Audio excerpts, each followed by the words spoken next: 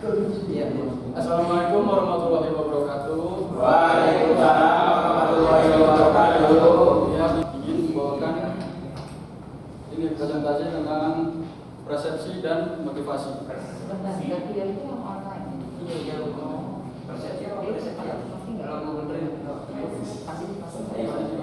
Sedang menandakan dua itu. Persepsi. Ini pertama ada pengertiannya.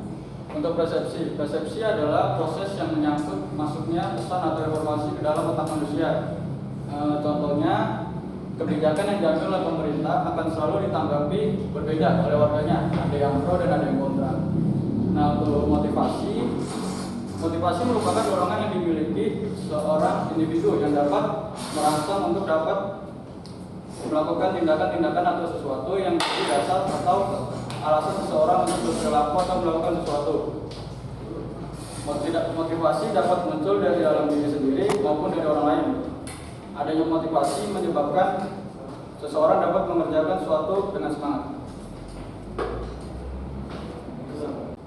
Ini pengertian persepsi. Yang pertama ada menurut Matlin 1998.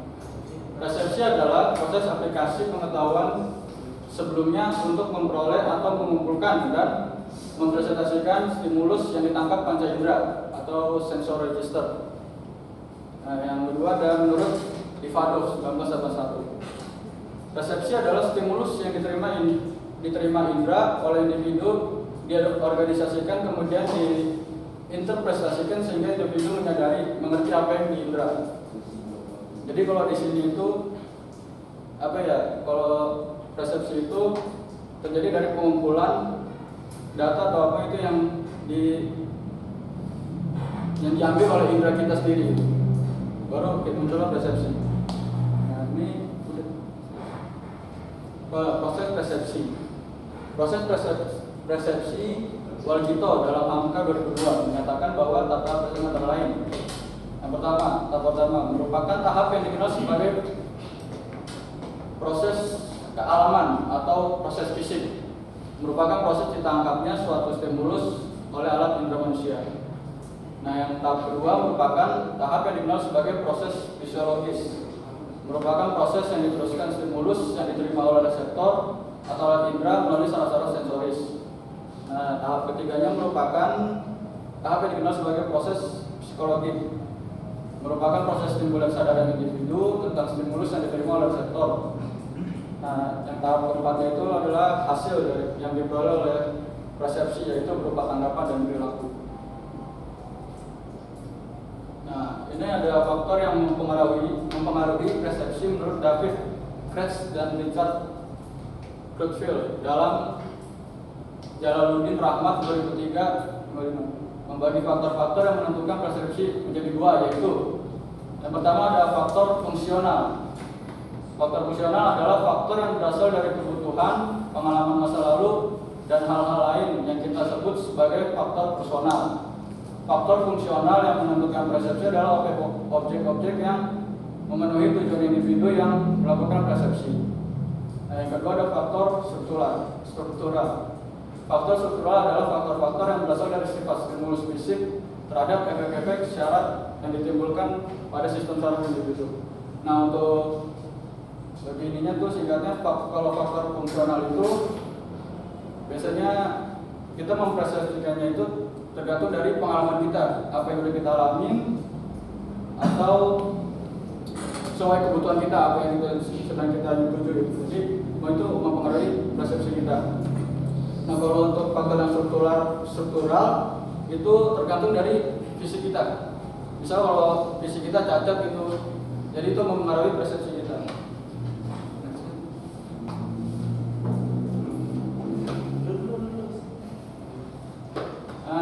Proses motivasi.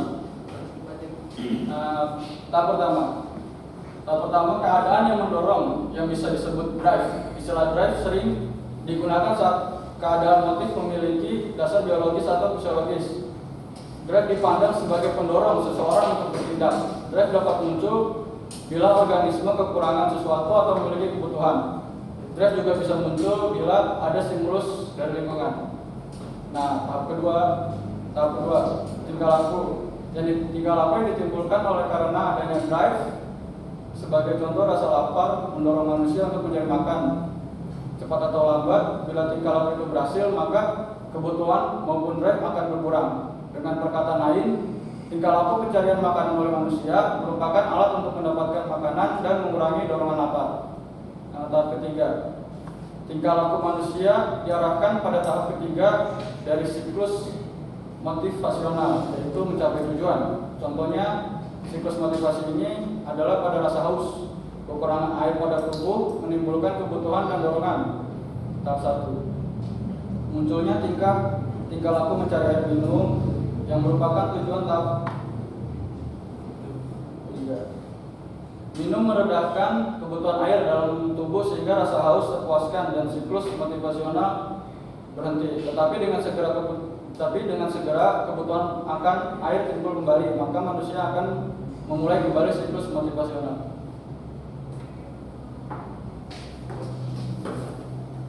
Nah, untuk selanjutnya dibawa oleh Mas Bintang. Faktor yang mempengaruhi motivasi, faktor internal dan faktor eksternal. Faktor internal merupakan faktor motivasi yang bersumber dari dalam diri seseorang. Motivasi internal ini muncul akibat adanya keinginan individu untuk mendapatkan prestasi dan tanggung jawab di dalam hidupnya. Ada beberapa hal yang bisa termasuk ke dalam faktor internal. Di antaranya adalah harga diri dan prestasi, yaitu sebab timbulnya motivasi di dalam diri seseorang bisa dikarenakan ingin mencapai prestasi tertentu atau ingin membuktikan dan meningkatkan harga dirinya. Kedua, kebutuhan. Motivasi juga dapat timbul karena adanya kebutuhan akan sesuatu di dalam hidup sehingga ia termotivasi untuk bisa memenuhi kebutuhan hidupnya. Harapan. Adanya suatu harapan yang ingin dicapai seseorang di masa yang akan datang dapat berpengaruh pada tindakan yang orang yang bersangkutan. Tanggung jawab. Motivasi yang berasal dari diri seseorang untuk bekerja dengan baik dan hati-hati dalam menghasilkan sesuatu yang berkualitas. Kepuasan kerja. Adanya kepuasan kerja juga bisa menimbulkan motivasi dalam diri seseorang. Faktor eksternal. Faktor eksternal merupakan motivasi yang bersumber dari luar diri seseorang.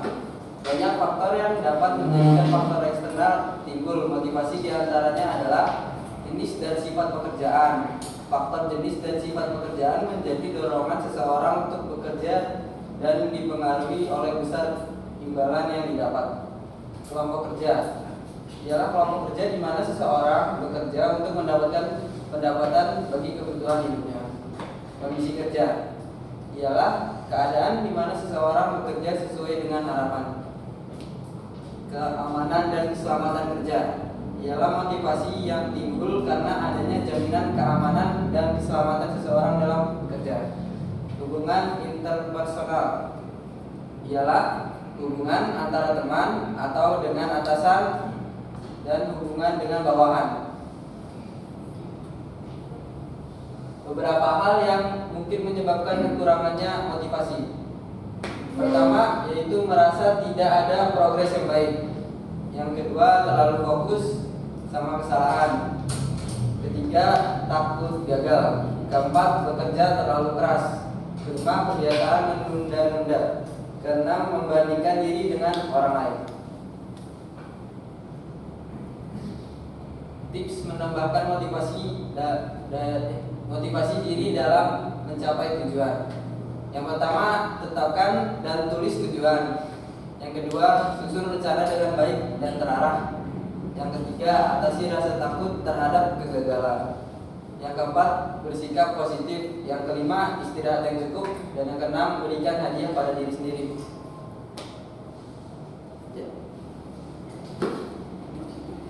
Terima kasih. Ya, sekian dari kelompok kami.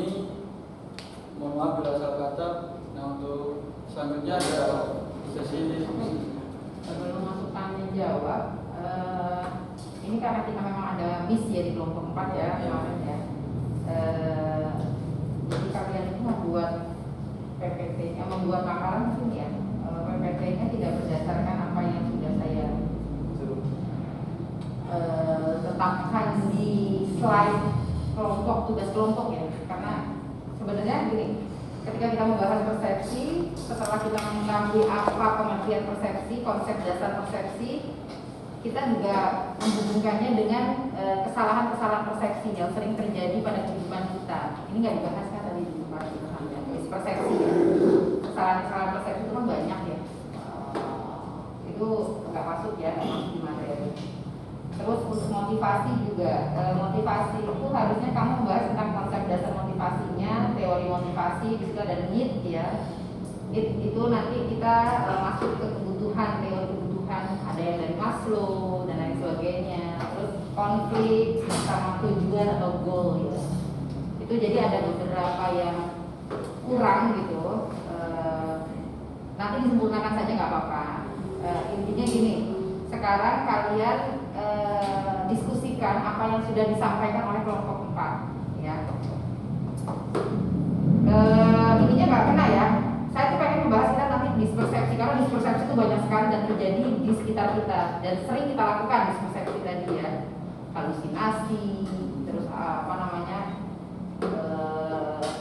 delusi ya, itu banyak sekali dan itu semuanya masuk dalam apersepsi atau kesalahan persepsi.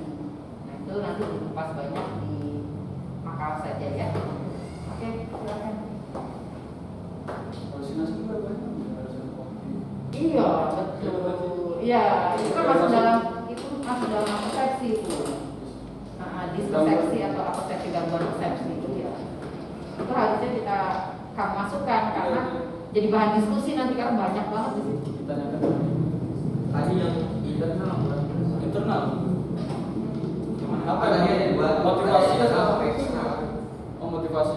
Iya yang motivasi kan tadi ada dua tuh, internal sama eksternal. Saya tadi internal itu lagi kan.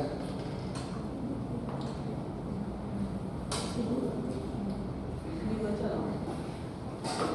Misalnya kita tahu nih determinasi yang terjadi Yang kebutuhannya kita, yang apa? yang kebutuhannya aja.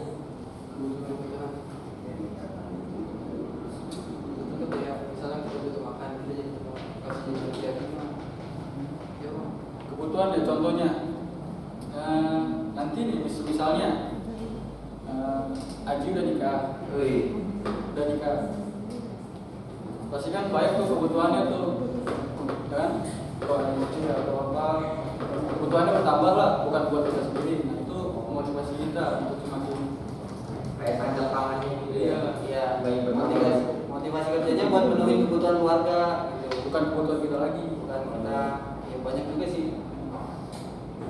Ada mungkin ada lagi Banyak.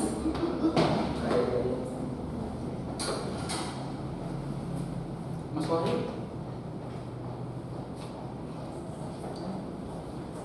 Iya banyak. itu introvert banget.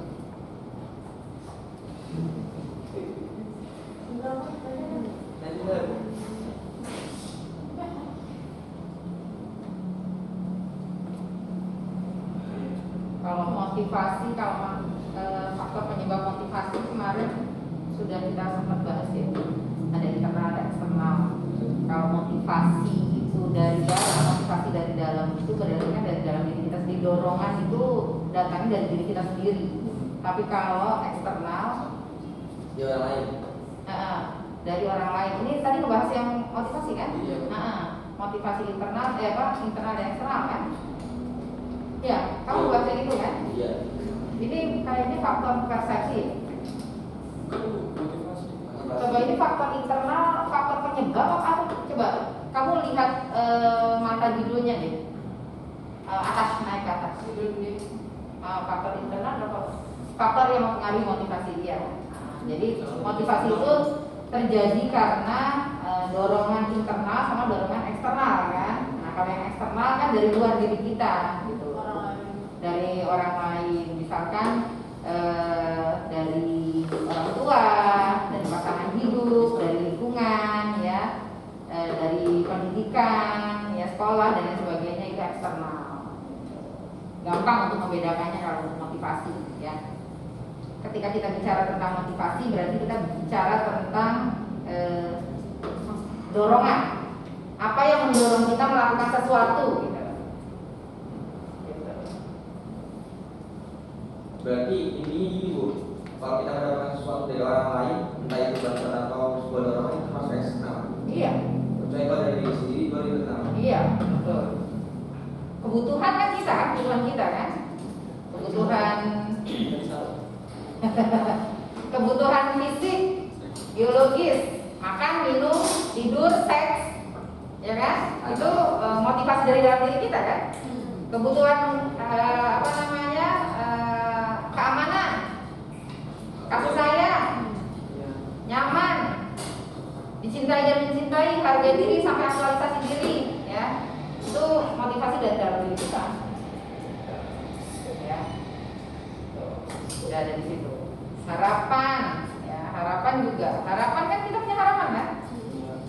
Kita punya harapan misalkan tentang masa depan kita. Kita berharap masa depan kita seperti apa?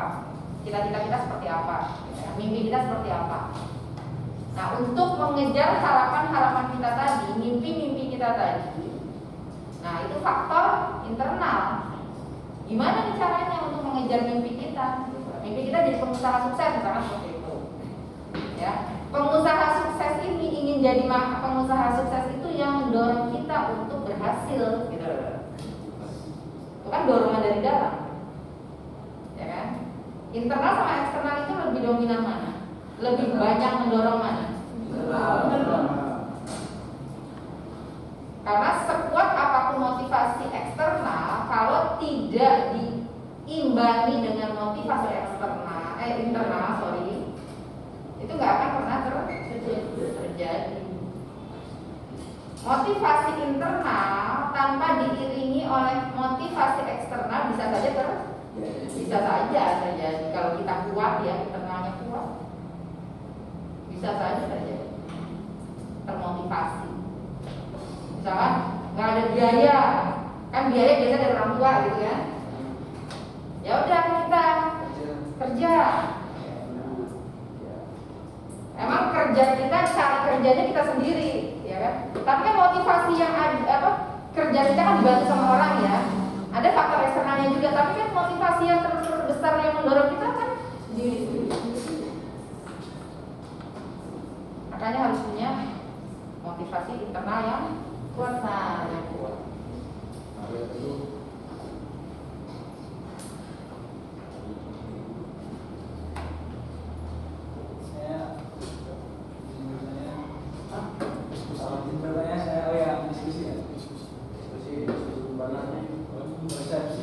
Persepsi orang kan beda-beda. Persepsi itu ada yang benar, ada yang salah atau nggak sih? Yang tadi yang saya bahas. Ada. Gimana? Nggak, maksudnya kita bisa ngomong, persepsi lu salah. Ada nggak benar salahnya persepsi? Soalnya ada beberapa hal-hal yang mempengaruhi kita dalam berpersepsi, gangguannya. Contohnya seperti halusinasi, ilusi. Misalnya barangkali kita salah gara-gara kita sedang berpersepsi, tapi kita sedang halusinasi.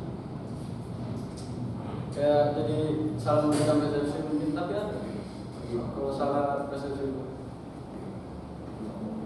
kita juga berpersepsi tergantung dari tujuan kita apa. Kalau kita Dia masih bisa persepsi aja.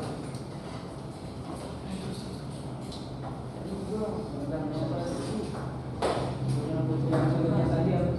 yang mana? Tadi ada contohnya kan ya persepsi. Nah, kebijakan yang dari pemerintah tak selalu ditanggapi berbeda pada adanya. Ada yang pro, ada juga yang kontra. Ya ini aku tanya. Nah, maksudnya di antara pro dan kontra itu yang benar yang mana? Paham nggak? Jadi persepsinya si B sama si A ini yang benar yang mana? Itu Persepsi ya, bisa keluar tentang definisi.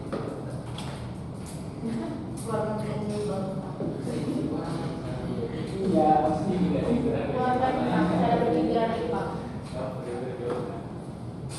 Berarti yang benar itu yang pro atau yang kontra?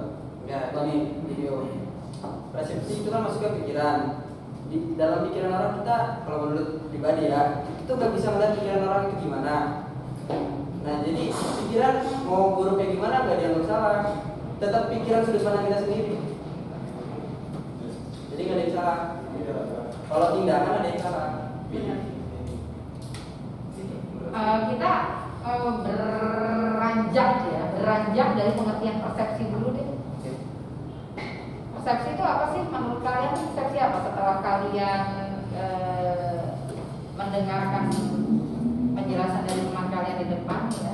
Menurut kalian itu persepsi apa? Persepsi itu apa? Pendapat. Sudut pandang. Apalagi?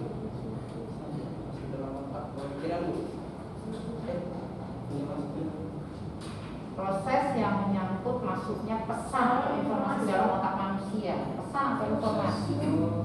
Oke. Proses. Berarti kan juga ada proses.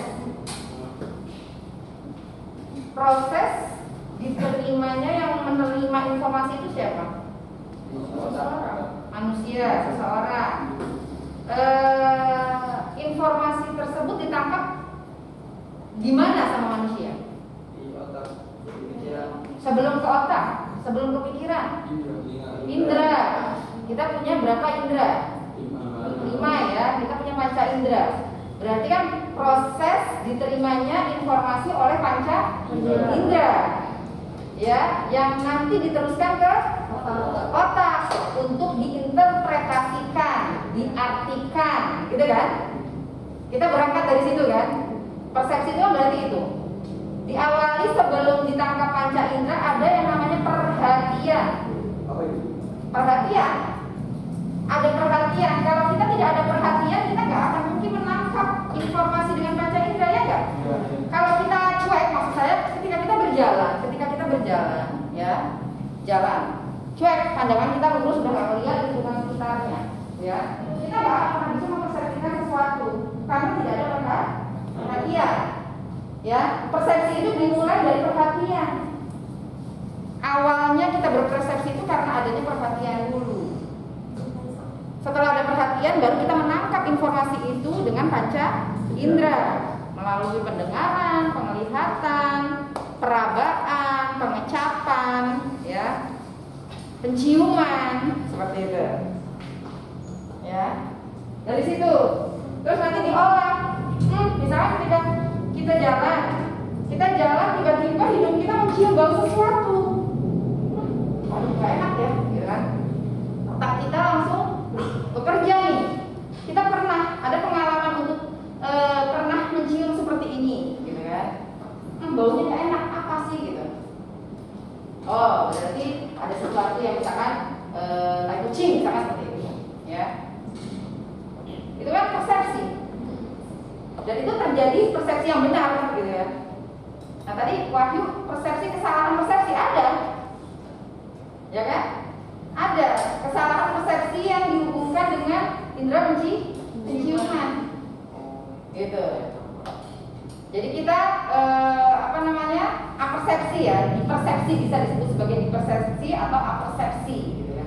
Seolah-olah kita mencium sesuatu padahal tidak ada. Seolah-olah kita melihat sesuatu padahal tidak ada. Seolah-olah kita mendengar sesuatu padahal tidak ada. Seolah-olah ada yang nyolek-nyolek kita. Indra apa? Perasa. Indra perasa. Padahal nggak ada. Itu sering terjadi kan? Kadang-kadang kita kok kayaknya dipanggil-panggil gue nih gitu. Ternyata nggak ada, gitu kan? Kok kita kayak melihat sesuatu nih, padahal nggak ada. Itu kesalahan persepsi. Jadi hubungannya nanti dengan panca indera, ya, dengan panca indera. Dan itu dimulai dari perhatian. Kalau kalian tidak ada perhatian, kita tidak akan pernah menangkap sesuatu pun di panca indera kita. Gitu. Paham nggak maksudnya? Itu persepsi. Ya, jadi proses penerimaan informasi yang diawali dengan perhatian, ditangkap oleh panca indera, diolah oleh otak, kemudian kita artikan, kita interpretasikan. Seperti itu persepsi. Ya. Berarti kayak orang yang lihat setan itu sebenarnya apa persepsi? Iya. Kalau kita berbicara tentang persepsi, ketika kita berbicara bukan metafisika ya, kita tidak bicara secara metafisika. Kita bicara secara logik, rasional, bukan yang irasional. Itu adalah kesalahan persepsi. Kita kayak seolah-olah dengar suara cewek ketawa gitu, atau nangis, bayi nangis malam-malam gitu, padahal itu nggak ada. Ketika kita lewat di kebun, seolah-olah ada bayangan lewat sekelabat, ternyata daun pisang lagi bergerak-gerak gitu. Kita lewat di kebun, pohon pisang lagi bergerak-gerak, bunyi kan krek gitu, seperti kayak suara ada suara apa itu gitu kan. Iya, itu masuk apersepsi atau dispersepsi atau kesalahan persepsi yang hubungannya dengan pendengaran. Seperti itu. Ya, ini kita di luar konteks metafisika ya. Kan ada yang indra keenam gitu. Nah, itu beda lagi bahasanya. Kita nggak bahas ke situ. Ya. Kita konteksnya bahasnya di konteks persepsi atau di materi persepsi. Itu.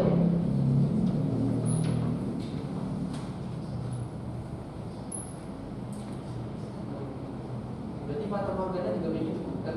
Iya, fata morgana betul. Seolah-olah melihat air oase ya.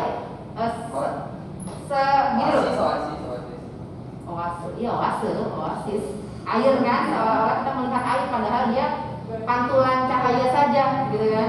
Kayak misalkan kita jalan di jalan tol yang siang hari mulus kan ya. Itu kan kayak ada pantulan-pantulan air kan di situ kayak cahaya. Jalanannya itu mulus sampai memancar gitu kan. Itu kan fata morgana. Itu kesalahan persepsi dari penglihatan kita. Gitu. Dan kalau orang buta itu gimana? Ya, orang buta itu bisa meraba masih ada, perabaan pendengaran masih ada. Nah, orang buta itu biasanya lebih sensitif. Allah itu maha adil ya. Ketika dia diminimalkan penglihatannya, dia akan dilebihkan di yang lainnya. Dia akan lebih sensitif dengan pendengaran, dia akan lebih sensitif dengan perabaan, pengucapan dan penciuman. Biasanya seperti itu. Masih bisa berpersepsi, masih bisa dia. Kan ada indera yang lain selain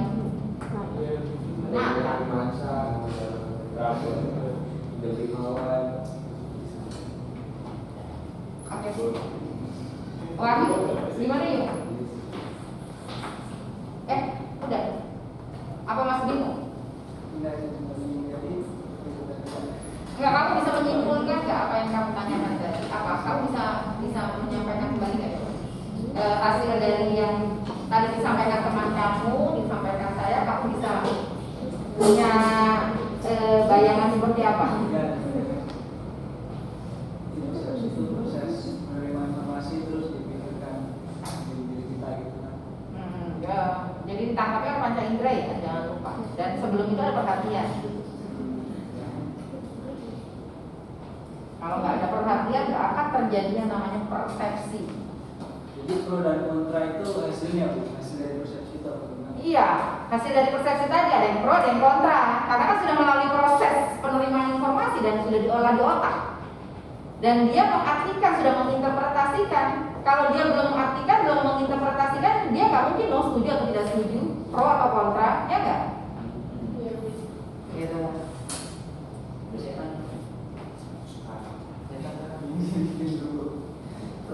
Pro kontra itu pasti ada di mana saja. Sama seperti dua sisi mata uang, ya. Ada baik, ada buruk. Ada jelek, ada bagus, ya kan? Ada laki-laki, ada perempuan. Jadi gitu, pro dan kontra pasti ada. Gak semuanya orang suka sama kita kan? Ya, kita ngerasa semua orang suka sama kita. Gak ada yang gak suka sama kita, gak mungkin. Gitu.